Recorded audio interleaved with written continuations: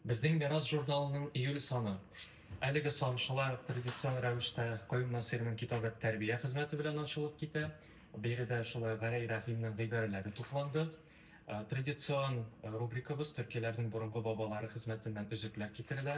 Аның авторы Адилә Әйдә, тәрҗемәчесе Алия Мөбарәкшина. Шулай ук Рәүл Фәхретдиновның бик кызыклы мәкаләсе Казан ханлыгының барлыкка килүе дип атала. Аннан соң Үтәмеш Гәрәй ханның тормышын, тәкъдирен кыскача гына бәян итә торган минем сәхифәм. Шулай Гасым Лутфиның Атаклы мәдрәсәнең соңгы еллары дигән рубрикасы циклы дәвам итә. Аның чираттагы чыгарылышы әлеге санда бар. Сергей Аверкиевның Татарларның урыс халкы тормышына ясаган йогынтысы дигән хезмәте аеруча кызыклы. Ул да инде берничә мәртәбә безнең журналыбызда басылды. Лилия Габдрафикованың аеруча кызыклы мәкаләсе Тимергә җан кергән дәвердә татар яшәеше дип атала торган материал һәм шулай ук кызыклы табыш Акчуриннар китапханәсендә Каюм Насыйриның китабын тапканнар икән. Шулай ук бер видеода сөйләп бетерерлек түгел, материаллар шактый күп, журналыбыз бик кызыклы, барыгызга да укырга киңәш итәбез.